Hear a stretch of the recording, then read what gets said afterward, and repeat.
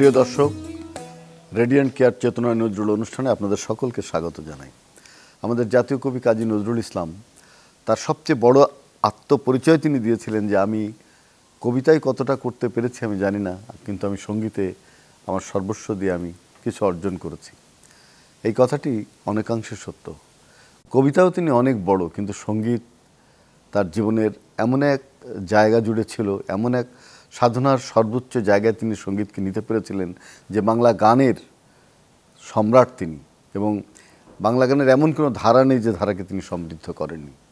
প্রতিটা গান, প্রতিটা সুর বৈচিত্র্যময়, আমাদের হৃদয়কে আন্দোলিত করে। আমাদের যে কোনো দুঃসময়ে সংগ্রামে নজরুলের গান আমাদের প্রেরণা, আমাদের সারথি।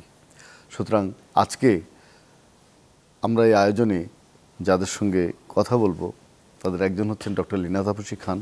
তিনি নজরুলের সঙ্গীত নিয়ে কাজ করেছেন, গবেষণা করেছেন দীর্ঘদিন। তিনিও একজন প্রখ্যাত নজরুল সঙ্গীত শিল্পী। সুধী দর্শক, আজকে সঙ্গীত বিষয়ে আমরা আলোচনা করব। পরিচয় করে দিচ্ছি আজকে যারা আমাদের সঙ্গে আছেন। ডক্টর লীনা তাপসী খান, আগেই বলেছি তার পরিচয়। আমাদের সঙ্গে আছেন বিশিষ্ট সঙ্গীত শিল্পী নাদিয়া আফরোজ শাওন। আজকে তবলায় আছেন সঞ্জয় এবং কিবোর্ডে শিমু। আমি প্রথমেই যাব ডক্টর লীনা তাপসী খানের কাছে। আপনি তো নজরুল ইনস্টিটিউট ট্রাস্টি বোর্ডেও আছেন, দীর্ঘদিন ধরে নজরুলের গানের সঙ্গে আছেন, নজরুল সঙ্গীতের সঙ্গে। নজরুল সঙ্গীতের বৈশিষ্ট্য কি, আপনার কি মনে হয়? এক কথায় যদি বলতে চাই, সেটা হচ্ছে যে তার গানের সুরের বিচিত্রতা। আপনি যেটা বললেন যে বাংলা সঙ্গীতের এমন কোনো ধারা নেই, বাংলা সঙ্গীতের নতুন নতুন ধারা তিনি সৃষ্টি করেছেন। যেমন মার্চের সুরের যে গানগুলো তার আগে কিন্তু ছিল না, কাজী নজরুল ইসলাম এনেছেন। যেমন ইসলামী গান, সেটি কাজী নজরুল ইসলাম এনেছেন। নতুন নতুন ধারার সৃষ্টি করেছেন, গজল তিনি এনেছেন। তো সেই ক্ষেত্রে কাজী নজরুল ইসলামকে শুধু আমরা বাংলা গানকে যে উনি সকল ধারাকে দিয়েছেন তা না, নতুন ধারা সৃষ্টি করে স্থায়ী একটা বন্দোবস্ত করে গেছেন, যেটি চিরকালের জন্য পথিকৃত হয়ে থাকবে। ভবিষ্যৎ প্রজন্মে যারা বাংলা গান নিয়ে লেখাপড়া করবে অথবা গীতিকার হতে চাইবে, সুরকার হতে চাইবে, নজরুলের উপর ভরসা করতে হবে। কারণ তার যে সুরের বিচিত্রতা, সেটিকে তিনি চুম্বকের মতন, যেমন বেদে বেদিনীদের গান সেটি কেমন হয় সেটার জন্য তিনি কিন্তু বেদে বেদিনীদের এরিয়াতে গিয়ে থেকেছেন, শুনেছেন, বুঝেছেন। তখনকার যুগে তো আর এরকম ক্যাসেট সিডি বা কোনো ওয়েব লাইন ছিল না, কিছুই ছিল না। আমরা বুঝতেও পারবো না যে কতটা দুরূহ ছিল, দুর্গম ছিল এইসব কাজগুলো। তা আমার মনে আছে যে সাপুড়ে চলচ্চিত্র করার সময় তাকে পরিচালক বললেন যে আমার তো সাপুড়ের গান লাগবে।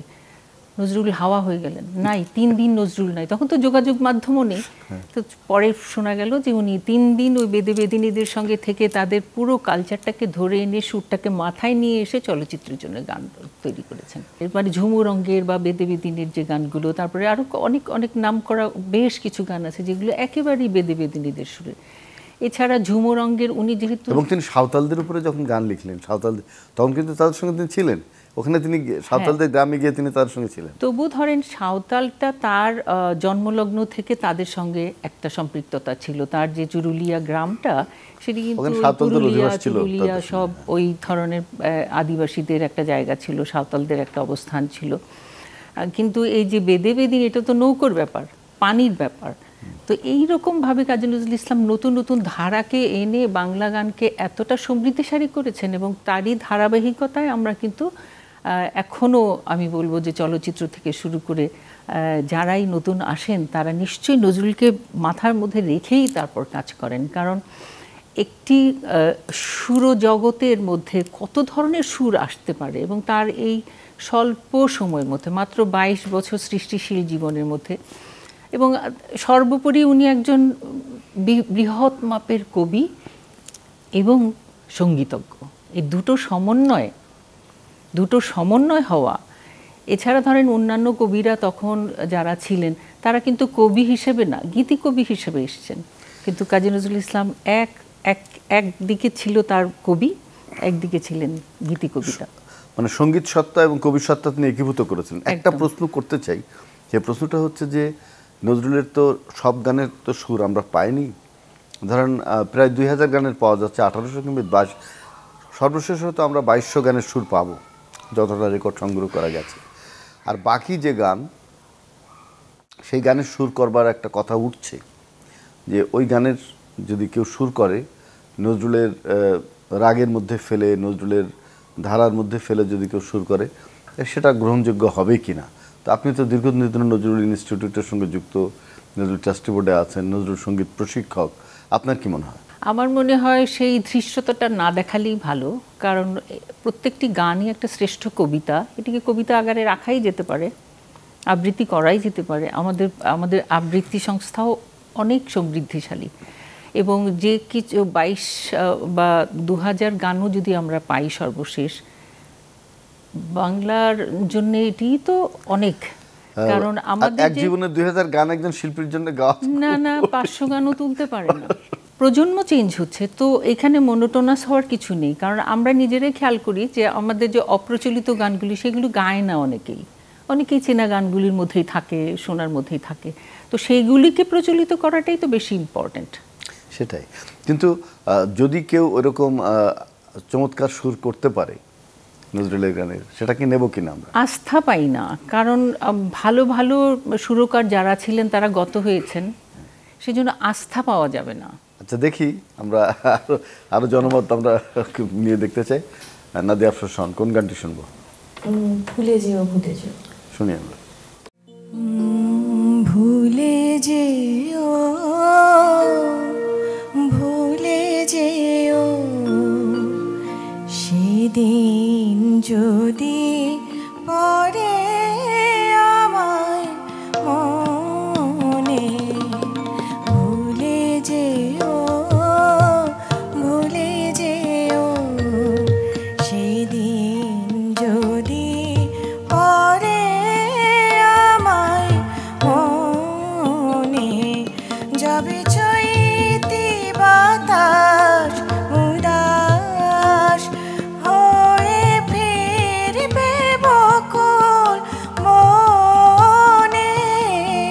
সেদিন যদি পড়ে আমায় মনে। ভুলে যেও ভুলে যেও।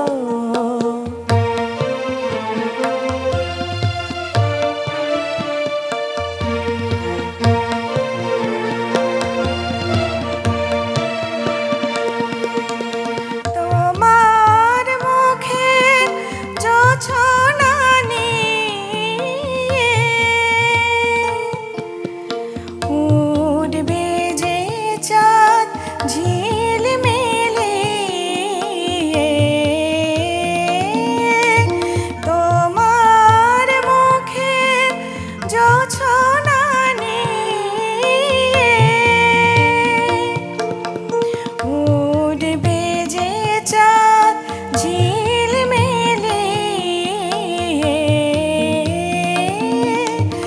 এনার সুবাস ফেলবে নিঃশ্বাস তোমার বাতায়নে।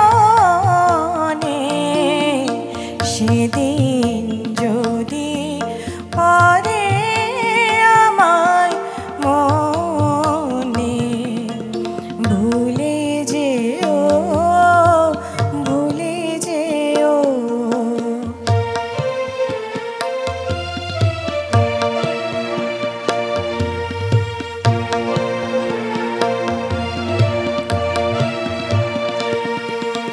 শুনবে যেন অনেক দূর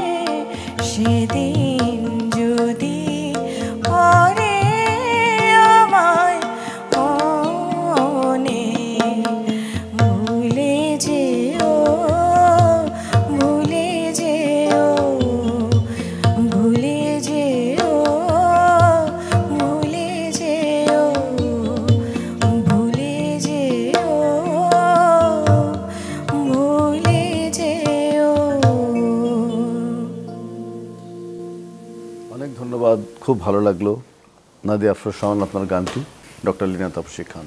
আপনি বলছিলেন যে সেই নজরুলের গানগুলো যেগুলো সুর হয়নি সেগুলো কবিতা আকারেও তো আমরা পাঠ করতে পারি, আবৃত্তি হতে পারে।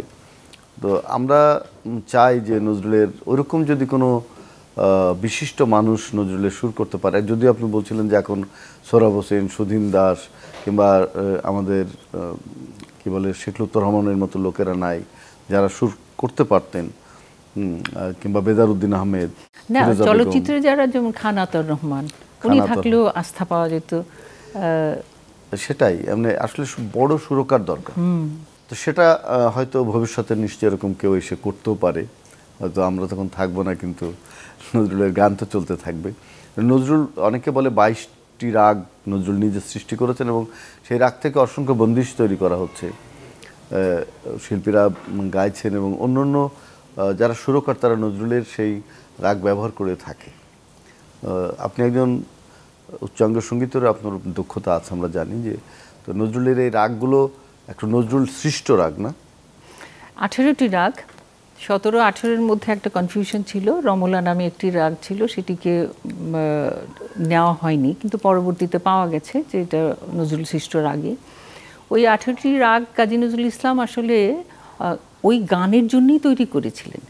এটির যে বন্দিশ করে উচ্চাঙ্গ সঙ্গীতে ব্যবহার করা, সেইটা করতে চাইলে তো উনি বন্দিশ করে 2 লাইনের কবিতা লেখাটা তো কোনো কষ্টকর কাজ ছিল না। তো গান রচনা করে ওই রাগগুলোকে ফুটিয়ে তুলে গেছেন ওখানে, এবং আরোহণ অবরোহণ থেকে শুরু করে পকড় থেকে শুরু করে সব ক্ষেত্রেই আমরা পরিপূর্ণভাবে পাই। কিন্তু আমার কাছে মনে হয় যে এত বক্র, ওনার কঠিন এবং এত বক্র চলনটা আর কি বক্র খুব, যার জন্য মনে হয় যেন কাজী নজরুল ইসলাম চেয়েছেন কিছু নতুন রাগ সৃষ্টি করে বাংলা গানকে সমৃদ্ধ করার জন্য। কারণ যিনি এত বড় একটি গান রচনা করেছেন তার জন্য তো 2 লাইনের বন্দিশ করা, নর্মালি হিন্দুস্তানি ক্লাসিক্যাল মিউজিকেও এক অন্তরা বিশিষ্ট ছোট ছোট পদের থাকে উচ্চাঙ্গ সঙ্গীতের বন্দিশগুলো, যেগুলোকে আমরা গেয়ে থাকি।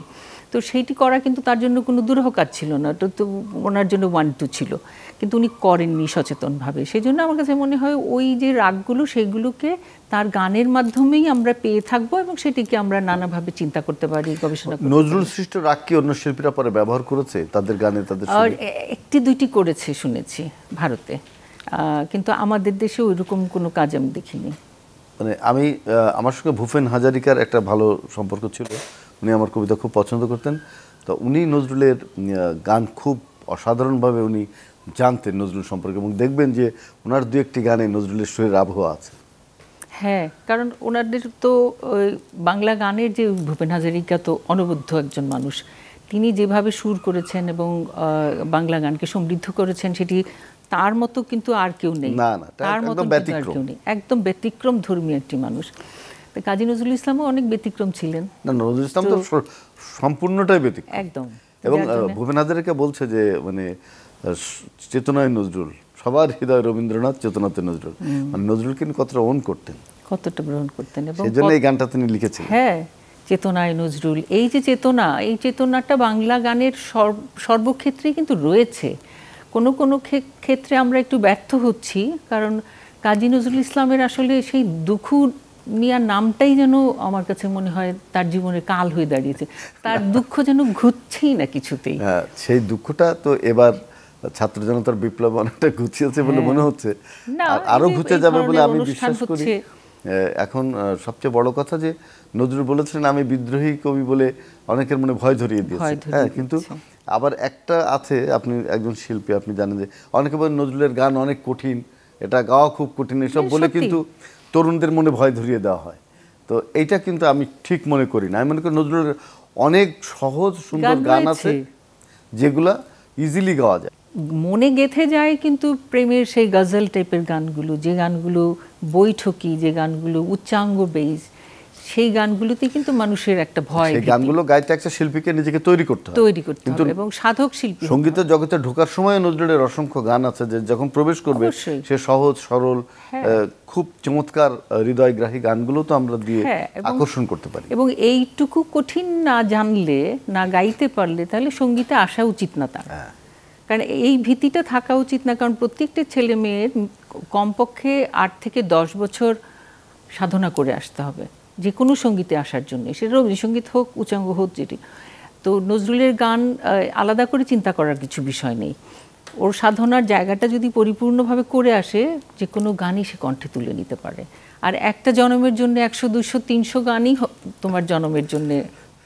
একটা মানুষ সারা জীবন ধরে কতটা গান আর গাইতে পারবে? 1000 গানের না, সেটা 1000 গান গাওয়া তো কঠিন, অনেক কঠিন। 300 থেকে 500 পর্যন্তই সে চর্চার মধ্যে রাখতে পারে। আমাদের দেশের শিল্পী ফিরোজা বেগম হয়তো সম্ভবত 500 গান জানতেন।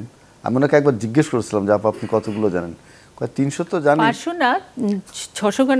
আমি হিসেব করি যে আমার 2টো ডায়েরি ভরে গেছে, তার মানে 2টো ডায়েরিতে 365 তো মোটামুটি 600 গান আমি জানি। ফিরোজা বেগম আমাকে বলেছিলেন দেখো 300 গান আমি ইজিলি মুখস্থ গাইতে পারি, আর বাকিটা আমাকে দেখে গাইতে হয় বা কিছু। তো এইটা তো কম কথা না একজন মানুষের, যথেষ্ট। এবং যেই অপ্রচলিত গানগুলো আমাদের নজরুল ইনস্টিটিউট থেকে বেরোচ্ছে, সযত্নে বেরোচ্ছে, এবং আমরা সেগুলোকে চাইছি যে সকলের মাঝে ছড়িয়ে দিতে, সেটি হলেই কিন্তু আমরা স্বয়ংবরা। অনেক ধন্যবাদ দিনা তাপসী। আমরা খুব চমৎকার কিছু কথা শুনলাম। নাদিয়া, কোন গান এবার আমরা শুনবো? আপার কথা মতন এবার একটি অপ্রচলিত গানই করছি, মিস লীলার কণ্ঠে রেকর্ডকৃত উঠেছে কি চাঁদ সাজ গগনে। শুনি আমরা। উঠেছে কি চাঁদ সাজ গগনে, উঠেছে কি চাঁদ সাজ গগনে, আজকে আমার বিদায় লগনে সাজ গগনে, উঠেছে কি চাঁদ সাজ গগনে।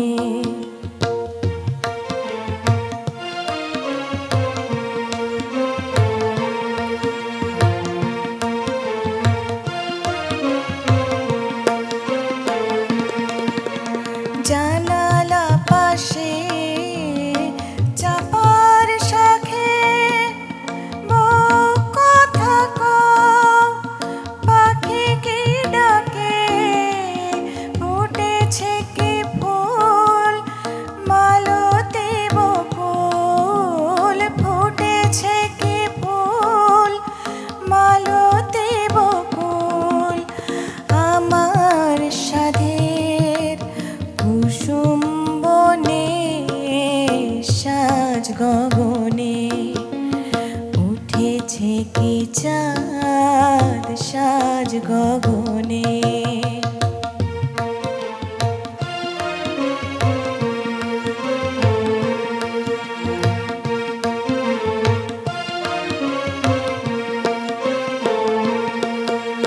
তুলসী তলায় জ্বলেছে কি দীপ, পড়েছে আকাশ তারকা রুটি, তুলসী তলায় জ্বলেছে কি দীপ, পড়েছে আকাশ তারকা রুটি, হারিয়ে যাওয়া বধূ বেলায় এলে কি ফিরে দেখিতে আমায়, হারিয়ে যাওয়া বধূ বেলায় এলে কি ফিরে দেখিতে আমায়, ঝুরিছে বাঁশি পিলো বারোয়ায়, ঝুরিছে বাঁশি পিলো বারোয়ায়, কেন গো আমার যাবার ক্ষণে সাজ গগনে, উঠেছে কি চাঁদ সাজ গগনে, উঠেছে কি চাঁদ সাজ গগনে, আজকে আমার বিদায় লগনে সাজ গগনে, উঠেছে কি চাঁদ সাজ গগনে, উঠেছে কি চাঁদ সাজ গগনে, উঠেছে কি চাঁদ সাজ গগনে। ভালো লাগলো এই গানটিও শাওনের, অনেক ধন্যবাদ। সাজ গগনে চাঁদ উঠেছে কিনা এই জিজ্ঞাসা নজরুলের, এই তো শুধুমাত্র চাঁদ ওঠার জিজ্ঞাসা না, এটা তার জীবনের যে স্বপ্ন, যে সে যে আকাঙ্ক্ষা করে, সেইটি রাত্রের মধ্যে সে চাঁদ উঠেছে কিনা, সেটা তো স্বপ্নটা সে দেখতে চায়। লীনা তাপসী, আপনি অসাধারণ আলোচনা করেছেন, আপনাকে অনেক ধন্যবাদ। এক কথায় যদি বলেন যে নজরুল নিয়ে আপনার স্বপ্ন কি, এক লাইনে বলুন। এক লাইনে বলবো যে সারা বিশ্বে নজরুলকে ছড়িয়ে দেওয়ার, নজরুল সবার জন্য এসেছিলেন। অনেক ধন্যবাদ। সারা বিশ্বে আমরা নজরুলকে ছড়িয়ে দিতে চাই। দেখতে আপনাকে অনেক চাই। ধন্যবাদ। ধন্যবাদ নাদিয়া আফরোজ শাওন, ধন্যবাদ সঞ্জয় এবং শিমু। প্রিয় দর্শক, রেডিয়েন্ট কেয়ার চেতনা নজরুল অনুষ্ঠানে আমরা নজরুলের গান নিয়ে কথা বলতে চেষ্টা করেছি। নজরুলের প্রায় 4000 গান, সেই গানগুলো 2000 গানের সুর হয়তো আমরা পাই, কিন্তু 4000 গানের সুর আমাদের মধ্যে নেই। হয়তো কোনো একজন প্রাজ্ঞ মানুষ এসে নজরুলের আরও 2000 গানের সুর করে নতুন এক দিগন্ত তৈরি করবে, সেই প্রত্যাশায় আমরা থাকবো। সবাই ভালো থাকবেন, সুস্থ থাকবেন।